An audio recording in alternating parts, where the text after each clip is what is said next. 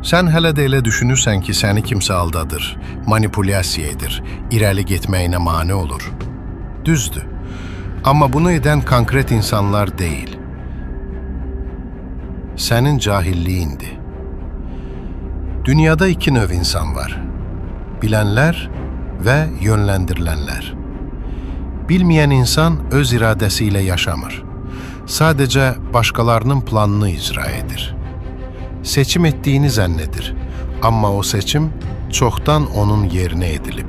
İnsanların çoxu mübarizəyə silahsız gedir. Bədənləri var, amma beyinləri yuxudadır.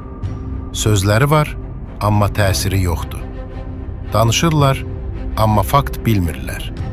Etiraz edirlər, amma əsası yoxdur. Və ən təhlükəli olan, öz cahilliklərini fərqində deyirlər. Bax, belələri həmişə məğlub olur.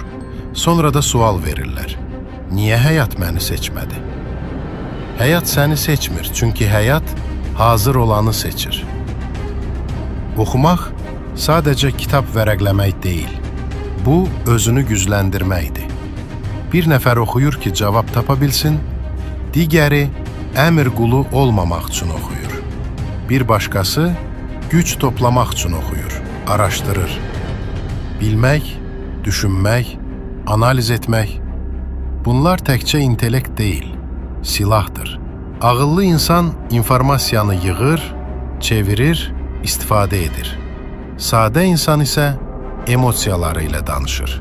Sonra da nəticədən şikayət edir. Qaranlıqda döyüş olmaz. Bilmədən mübarizə aparan, itirən adamdır. Qaranlıqda addım atan, yıxılmağa məhkumdur.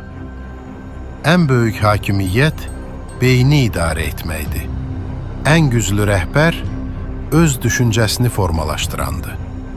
Ən məhvedici qüvvə cahil kütlədir. Çünki onu yönləndirmək asandır, sadədir və təhlükəsizdir. Sən özünü müdafiə edirsən, əgər bilikdən məhrumsansa, sən müdafiə yox, təslim olacaqsan. Müasir dünyada güc yumruqda deyil. Güc, informasiyanı tapmaqda, seçməkdə, sorğulamaqda və istifadə etməkdədir. Oxu, öyrən, tənqid et, şübhə et, faktları parçala, mənanı çıxar, nəticəni özün yarat.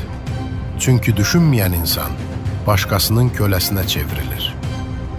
Unutma, həyatda iki yol var. Ya sən öyrənirsən və hökm edirsən, ya da sən öyrənmədiyin üçün sənə hökm edir.